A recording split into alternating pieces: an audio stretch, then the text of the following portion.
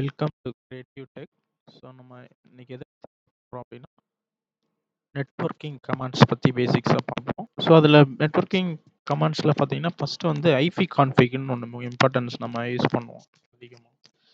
So IP கான்ஃபிக்ன்றது என்ன அப்படின்னா, so நமக்கு டிஸ்பிளே ஐபி ஒரு லோக்கல் ஏரியா நெட்வொர்க்கில் அந்த கம்ப்யூட்டர் எப்படி லாஜிக்கலான்னு சொல்லலாம். ஸோ அதில் பார்த்தீங்கன்னா உனக்கு மேக் அட்ரஸ் ஐபி அட்ரஸ் 2 இருக்கும். ஸோ மேக்ன்றது நமக்கு ஹார்ட்வேர் அட்ரஸ்ன்னு சொல்லுவோம். ஐபி அட்ரஸ்ன்றது நம்ம லாஜிக்கலாக நம்ம அசைன் பண்ணுறது ஒரு கம்ப்யூட்டருக்கு. இப்போ எக்ஸாம்பிளுக்கு ஒரு ஆஃபீஸில் இருக்குது அப்படின்னா ஆஃபீஸில் சுவிட்ச் மூலிமா ஒரு 50 சிஸ்டம் கனெக்ட் பண்ணியிருப்பாங்க இல்லையா. ஸோ அந்த சுவிட்ச் மூலிமா என்ன பண்ணுவோம், நமக்கு ரவுட்டர் மூலிமா இன்டர்நெட் கனெக்ட் பண்ணியிருப்போம். ஸோ ஒரு சிஸ்டத்துக்கு நம்ம ஈஸியாக ஐடென்டிஃபை பண்ணுறதுக்கு ஒரு ஐபி அட்ரஸ் வந்து கொடுத்துருப்போம். எக்ஸாம்பிள் பார்த்தோம்னா 192.168.1. ஸோ இது வந்து பார்த்தீங்கன்னா ப்ரைவேட் ஐபின்னு சொல்லுவோம் இந்த லோக்கல் ஏரியா நெட்வொர்க்கில் நமக்கு. ஸோ ஐபி அட்ரஸ் வந்து நெட்வொர்க் லேயரில் ஒர்க் ஆகும். மேக்ன்றது உங்களுக்கு சுவிட்ச்னு சொல்லுவோம். டிவைஸ் பார்த்தோன்னா அது டேட்டா லிங்க் லேயரில் ஒர்க் ஆகும். ஸோ ஐபி கான்ஃபிக் இந்த கமாண்ட் என்ன பண்ணும் அப்படின்னா உனக்கு டிஸ்பிளே த ஐபி சப்நெட் மாஸ்க் கேட்வே மூணுமே டிஸ்பிளே பண்ணி ஐபியை செக் பண்ணுறதுக்கு கமாண்ட் ப்ராம்ப்டில் போயிட்டு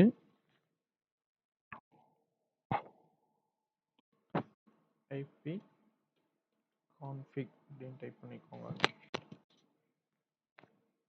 கான்ஃபிக் ஸோ இப்போ கொடுத்த உடனே உனக்கு என்ன டிஸ்பிளே ஆகும் அப்படின்னா, ஸோ இந்த பேசிக்ஸ் என்ன ஐபி வெர்ஷன் போகிற அந்த ஐபி அட்ரஸ் நான் இங்கே கொடுத்துருக்கிறது 192.168.10.07 கொடுத்துருக்கேன். ஸோ சப்நெட் மாஸ்க் பார்த்தீங்கன்னா 255 கிளாஸ்ன்றது 255. ஸோ இங்கே நெட்வொர்க்கில் 254 அப்படின்னு கொடுத்துருக்கேன். 255 டிஃபால்ட்டாக கொடுப்போம் நம்ம. So default கேட்வேன்றது 168.10.1. ஸோ இதுதான் இந்த கேட்வே போர்ட்டலோட ஐபி. ஸோ இப்போ நான் எப்படி சார் இது செக் பண்ணுறது, இன்னும் மேக் டிஹெச்பிலாம் தெரிஞ்சுக்கணும் அப்படின்னா மோர் டீட்டெயில். ஸோ ஐபி ஆல் கொடுத்தோம் அப்படின்னா உங்களுக்கு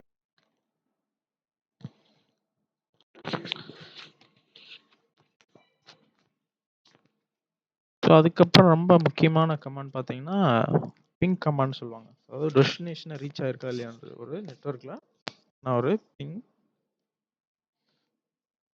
என்ன கொடுக்குறேன் அப்படின்னா ஒரு டிஎன்எஸ் கூகுளோட ஐபி அட்ரஸ் கொடுக்குறேன்னு வச்சுக்கோம்.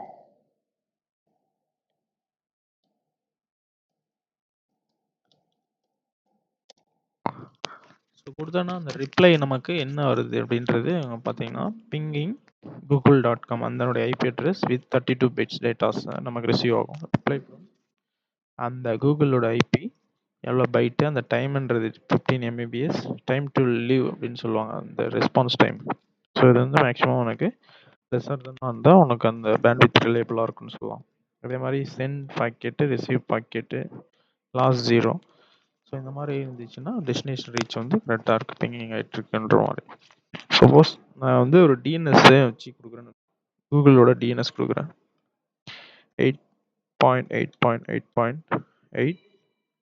ஸோ டீன்றது என்ன பார்த்தீங்கன்னா அந்த கண்டினியூட்டி வந்து ரெகுலராக போயிட்டே இருக்கும். இன்பிட்வீனில் ஏதாவது ரிலேபிள் பேண்ட்வித் வந்து கட் ஆகுதுன்றது செக் பண்ணுறதுக்காக இந்த கமாண்ட் யூஸ் பண்ணுவோம். Okay, thank you.